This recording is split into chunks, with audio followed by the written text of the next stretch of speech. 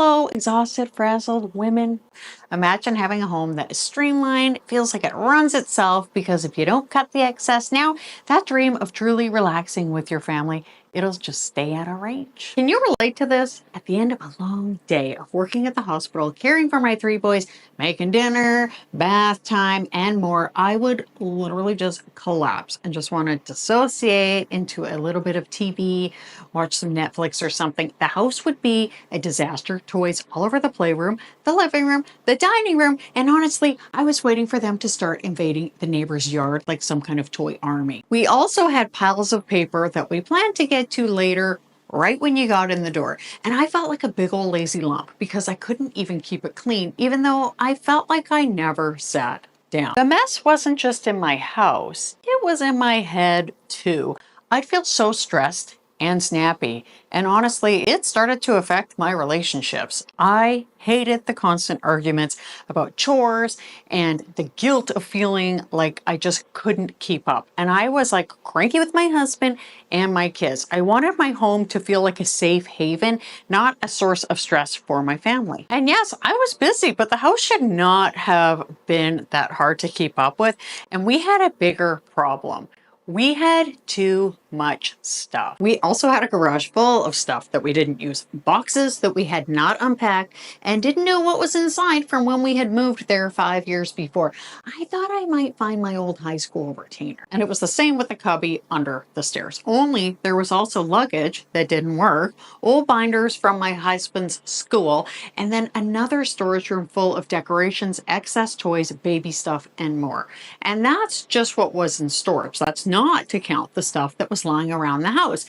The cupboards, the crammed drawers and closets, of course, the countertops. No freaking wonder I couldn't keep up with the house. Where was I going to put anything? You cannot organize excess. It's like trying to run a marathon while dragging a full cart of rocks. Your energy is not lacking. Your environment, it is dragging you down. And you're not lazy. You're prioritizing what truly matters to you right now and spending time with your family, recharging after a long day. Those are important things. Those are things that have to happen. So some things are going to fall by the wayside, but you probably would find it so much easier to relax at the end of the day or the week in an organized and tidy home, a home with less clutter that allows you to achieve that peace and calm without draining all of your energy.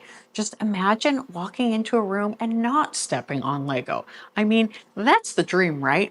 That is luxury living. Okay, remember when I mentioned the crammed cupboards, drawers, and closets?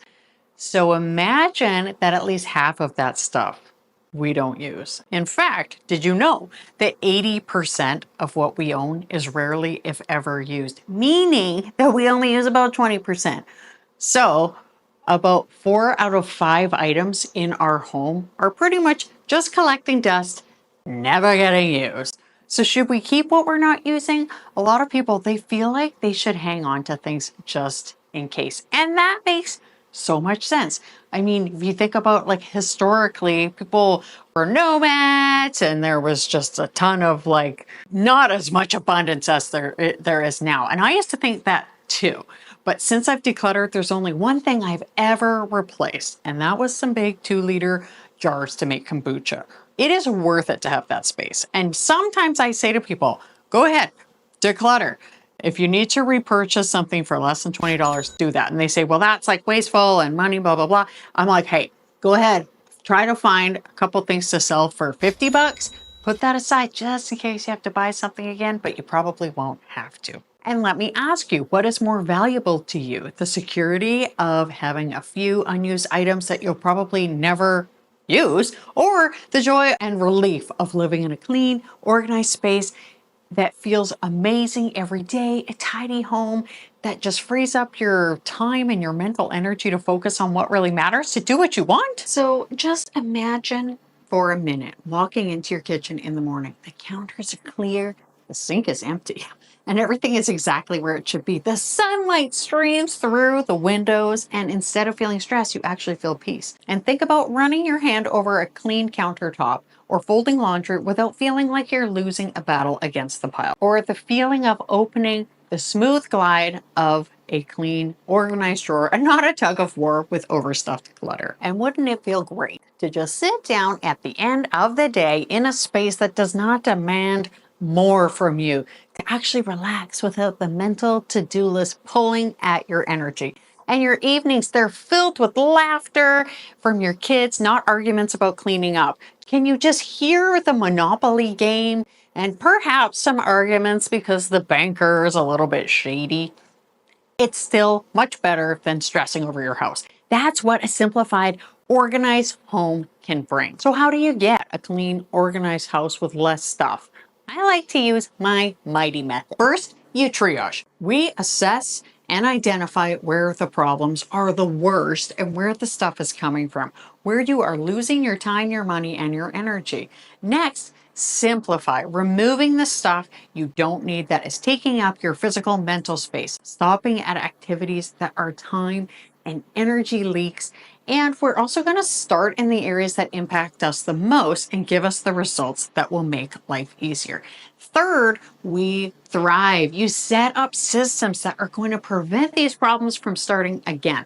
Life moves so much more smoothly like a well-oiled machine, no longer wasting so much time on your house and running around, so that you have more time, money, energy, and space to spend doing what you want and with your family. And if you're like, I still don't know. A lot of people, they feel stuck in the endless cycle of mess, stress, and overwhelm. And I totally get it.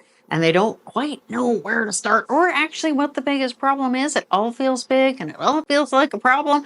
They want a peaceful, organized home, but with everything going on, work, kids, life, it feels impossible to even start. Does that sound familiar? What if you had a clear, personalized plan to cut through the chaos, finally create a calm, clutter-free home that you've been dreaming about? I have a quiz that you can take at minimalisthome.ca/mighty quiz to get you your customized path to a simpler, more peaceful life. It's quick, it's easy, it's tailored for you. It's going to show you where your biggest issues are and get you in the right direction to change it, so you can stop spinning your wheels and start making progress. What if you could let go of the guilt, the overwhelm, and the constant battle with the stuff and instead feel proud of your space that you have created for your family? And let me tell you, I can relate because I had been complaining about my living room for years. And recently I made it over and I minimized it. And it was awesome. It was so satisfying. I literally half expected HGTV to call me up for the show. And by the way, I'm still waiting HGTV. So check out this video here for the makeover story. Stay catty and mighty. I hope something great happens for you today. Thank you so much for watching, and I'll see you next time. Bye.